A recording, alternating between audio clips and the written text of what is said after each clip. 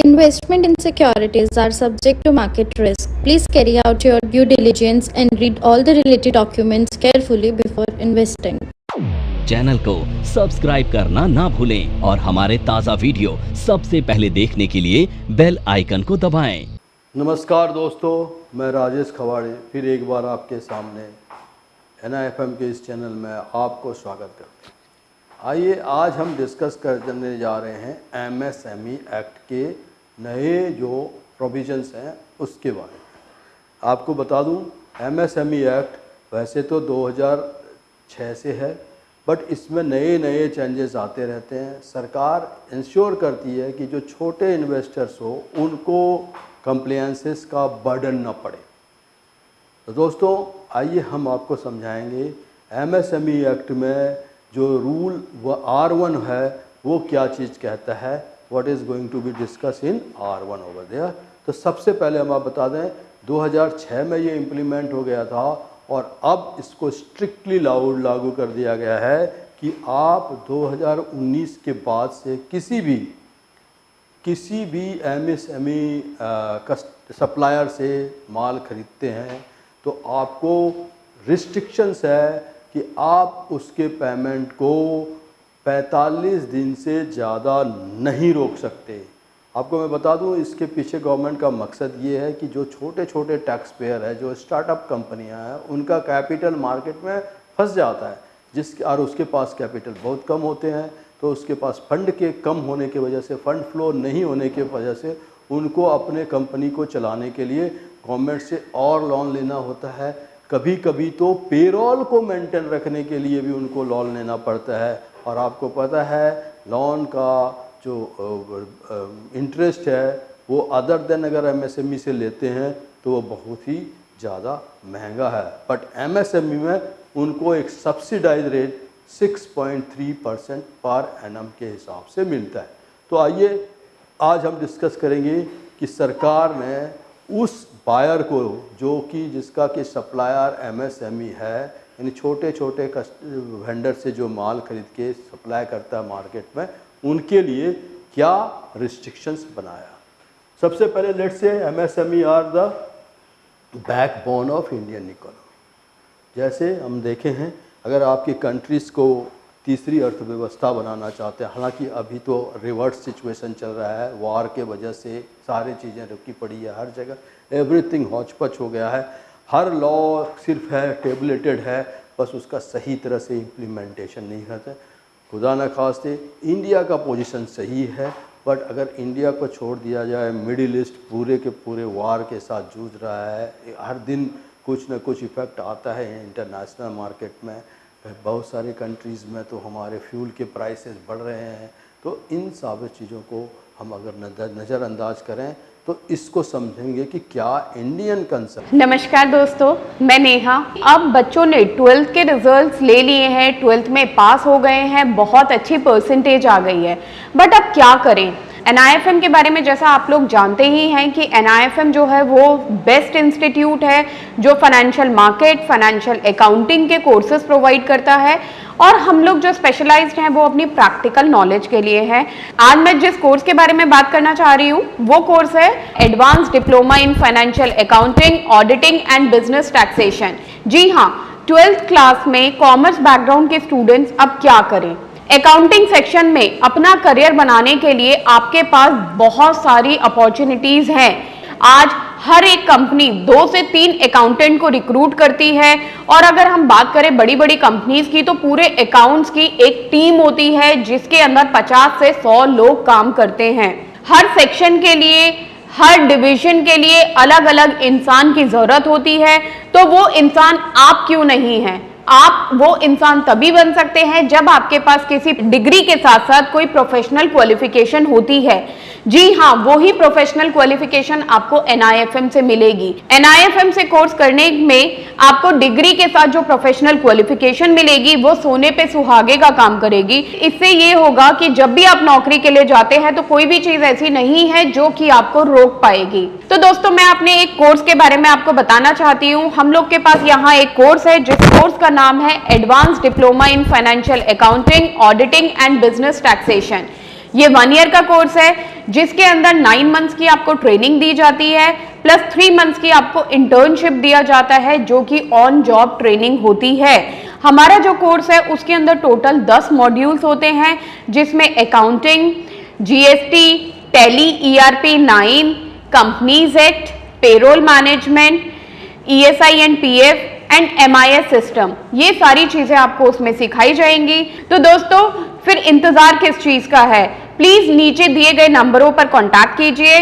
हमारे जो एक्सपर्ट्स हैं वो आपको आपकी जरूरत के अनुसार कोर्स गाइड करेंगे। में इसका बेनिफिट होने वाला यूजुअली स्मॉल बिजनेसमैन के लिए ये दिया है, और स्मॉल बिजनेसमैन को ये पोटेंशियल है कि वो देखिए, अब आपको देखिए ये स्मॉल बिजनेसमैन क्या है कि बेसिकली आपके जो इकोनॉमी में इसका कंट्रीब्यूशन मोर देन 70% है, और यहाँ पे अपॉर्चुनिटी भी ज़्यादा है क्योंकि बिजनेस हाउसेस ज़्यादा होंगे तो अपॉर्चुनिटी हो जाता है और डेफिनेटली बढ़ जाता है। तो अपॉर्चुनिटी ऑफ द एम्प्लॉयमेंट भी है, और सरकार तो कह रही है कि मेक इन इंडिया पे ज़्यादा ध्यान दो ताकि आप जॉब सीकर नहीं होके जॉब ऑफ़र करो एम्प्लॉयज़ को। तो जॉब गिवर बनने के लिए आपको ये सारी चीज़ें, तो सरकार चाहती है कि कंट्री की अर्थव्यवस्था मल्टीफोल्ड में ग्रो हो, और इसके लिए सरकार इस पर्टिकुलर इम्प्लीमेंटेशंस को लेके आना चाहती है। आपको पहले मैं स्ट्रक्चर समझा दूँ, एमएसएमई का स्ट्रक्चर क्या है। तो माइक्रो इंडस्ट्रीज़ जो है जिसका कि 1 करोड़ से नीचे का टर्नओवर है, एंड 1 करोड़ से नीचे का इक्विटी है यानी कैपिटल्स लगा है, और 5 करोड़ से ज़्यादा का टर्नओवर नहीं है, वैसे इंडस्ट्रीज़ को माइक्रो इंडस्ट्रीज़ कहा जाता है। फिर आते हैं स्मॉल इंडस्ट्रीज़। स्मॉल इंडस्ट्रीज़ में है 10 करोड़ से नीचे का कैपिटल लगा हो, 10 करोड़ तक का कैपिटल लगा हो, और 50 करोड़ से ज़्यादा का टर्नओवर नहीं हो, वैसे इंडस्ट्रीज़ को हम स्मॉल इंडस्ट्रीज़ में रखते हैं। और मीडियम इंडस्ट्रीज़ में उसके लिए होता है जो कि 50 करोड़ से ज़्यादा का टर्नओवर ना हो उसका, और 250 करोड़ से ज़्यादा का 50 करोड़ से ज़्यादा का कैपिटल ना हो, और 250 करोड़ से ज़्यादा का उसका आपका टर्नओवर नहीं हो। तो ऐसे 3 इंडस्ट्रीज़ को लेते हैं जिसका कि बेनिफिट होने वाला है। और ये जो बनाया गया है बेसिकली मैक्रो और स्मॉल इंडस्ट्रीज़ के लिए बनाया गया है। ये जो मीडियम इंडस्ट्रीज़ हैं वो तो अपने आप को सर्वाइवल कर लेगा। डार्विन का एक प्रिंसिपल है सर्वाइवल ऑफ द फिटेस्ट। तो जो एडवर्स एटमॉस्फेयर में काम कर रहा है उसके लिए प्रोटेक्शन की ज़रूरत होती है। तो आइए हम आपको दिखाते हैं कैसे एडवर्स एटमॉस्फेयर में काम करने वाले को ये प्रोटेक्शन मिलेगा। दोस्तों अगर आपको ये बेनिफिट लेना है तो सबसे पहले आपको रजिस्टर्ड करना पड़ेगा एमएसएमई में, और इसके लिए आपको पोर्टल पे जाके, इसका नाम है पोर्टल http उद्यम रजिस्ट्रेशन, और वहाँ के अंदर में उद्यम registration.gov.gov में जाके आपको रजिस्ट्रेशन प्रोसेस को फॉलो कर लेना है। रजिस्ट्रेशन प्रोसेस को फॉलो करने के लिए आपको क्या करना पड़ेगा, तो आपको अपना आधार कार्ड प्रोवाइड करना पड़ेगा, पर्सनल इन्फॉर्मेशन जो है वो आपको बताना पड़ेगा, बिजनेस से रिलेटेड इन्फॉर्मेशन है वो बताने पड़ेंगे, बिजनेस के बैंक अकाउंट डिटेल्स आपको देने पड़ेंगे, बिजनेस की एक्टिविटीज़ क्या है वो बनाने पड़ेंगे, किस इंडस्ट्रीज में बिजनेस करने जा रहे हैं, ये सारे। NIFM के पास बहुत सारे कोर्सेज हैं जिनमें से एक कोर्स के बारे में मैं अभी आपको इस वीडियो के माध्यम से बताना चाहती हूँ। कोर्स का नाम है advance level of smart investor. ये जो कोर्स है उन्हीं लोगों के लिए बनाया गया है जो इस मार्केट में काम करना चाहते हैं, इस मार्केट से पैसा कमाना चाहते हैं। क्या क्या चीजें जरूरी होती हैं ट्रेडिंग करने के लिए या इन्वेस्टमेंट करने के लिए, वो सारी चीजें हम लोग अपने इस कोर्स के माध्यम से आपको सिखाते हैं। सबसे पहले इस मार्केट में एंटर करने से पहले हमें बेसिक चीजों की नॉलेज होना बहुत जरूरी है। जैसे कि हमें पता होना चाहिए इक्विटी मार्केट क्या है, हमें पता होना चाहिए फ्यूचर एंड ऑप्शन मार्केट क्या है, कमोडिटी मार्केट क्या है, करेंसी मार्केट क्या है, इंडियन मार्केट्स क्या होती हैं, बाहर की मार्केट्स क्या होती हैं, उनमें किस तरीके से काम होता है, कैसे काम होता है, कैसे चीजों को खरीदना है, कैसे बेचना है। दोस्तों इन सभी चीजों के लिए हमारा एक ऑल इन वन कोर्स है जिसका नाम है advance level of smart investor.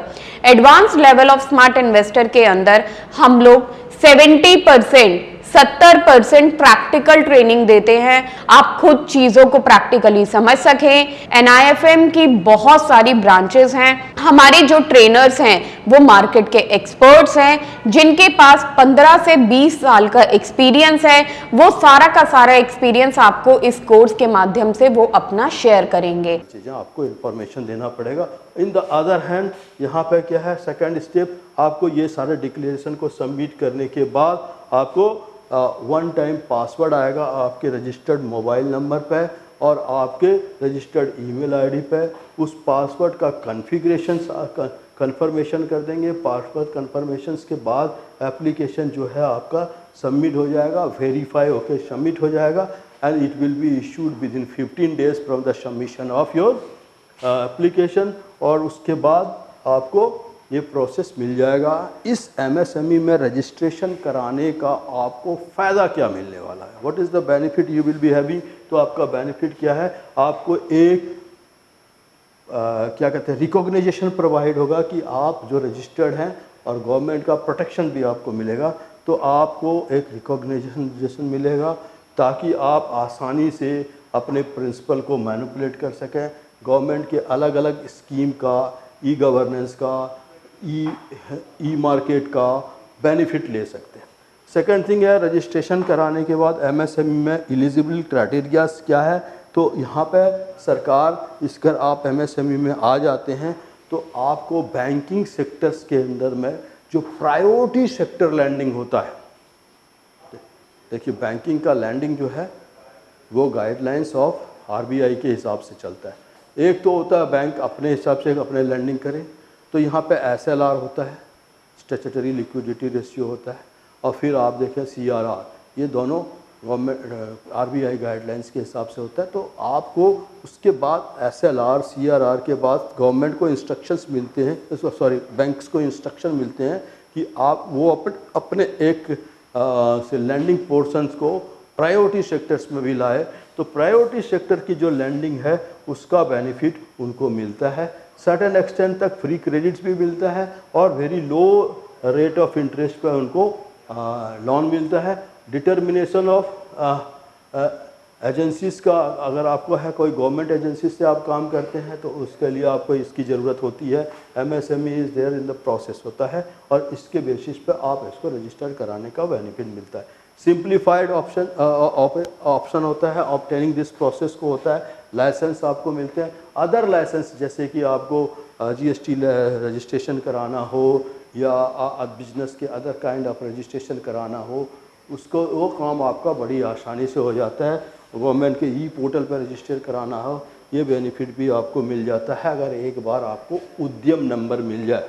उसके बाद इंटाइटल्ड टू प्रोटेक्ट, और ये जो नए रूल्स के प्रोटेक्शन है R1 का, वो भी आपको मिलता है। तो ये सारे बेनिफिट्स मिलेंगे अगर आप अपने आप को MSME के अंदर रजिस्टर्ड करा लें। तो रजिस्टर करा लीजिए दोस्तों, आपको बेनिफिट मिलेगा। बेनिफिट क्या मिलेगा कि अगर आपका कोई लेंडर जिसको कि आपने सेल किया है आपको टाइमली पेमेंट नहीं कर रहा है, देखिए ये रूल है जिसमें पेमेंट यानी आप जिसको सरकार लोन दे रही है उसके लिए प्रोटेक्शन है। और प्रोटेक्शन किसको देगा, जिससे उससे जो सामान खरीद रहा है उसको पहली बार ऐसा कुछ हुआ है तो ये उसको प्रोटेक्शन देगा और टाइमली पेमेंट को इंश्योर कराएगा ताकि उसको समय पर पैसा मिलते रहे और पैसा का फ्लो जो है प्रॉपर हो।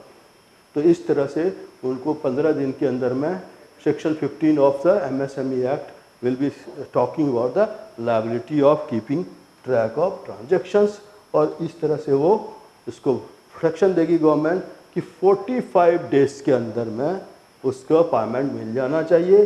और अगर कोई वेंडर, अगर कोई ऐसे कस्टमर उसको टाइमली पेमेंट नहीं करता है तो उसको इनकम टैक्स में मिलने वाले परचेज के जो बेनिफिट है वो भी नहीं मिलेगा। तो यहाँ पे एक टर्म दे दिया गवर्नमेंट, अगर आप एग्रीमेंट करते हैं उनके साथ, रिटर्न एग्रीमेंट, वर्बल एग्रीमेंट नहीं, रिटर्न एग्रीमेंट करते हैं तो 45 दिन का मैक्सिमम पीरियड है, नहीं तो 15 दिन के अंदर में आपको पेमेंट देना अनिवार्य है। दोस्तों ये प्रोटेक्शन इसलिए है कि छोटे छोटे टैक्स पेयर जो हैं उनको ये बेनिफिट मिले और वो अपने काम को स्मूथली चला पाए और उसका कैश क्रंच का जो पोजीशन है वो ओवर हो जाए। कैश क्रंच का पोजीशन नहीं है और ही कैन और she can be able to manage their business. ये छोटे छोटे इन्वेस्टर्स के लिए है। तो दोस्तों अपने इस पर्टिकुलर से चैनल पे बने रहिए, लाइक और सब्सक्राइब कर दीजिए। कुछ कमेंट है अगर आपको लेना है, सजेशंस लेने हैं, कुछ कमेंट लेने हैं तो आप कमेंट दे दीजिए हमारे को। I will take it and answer you properly. Thank you being with us. Good day.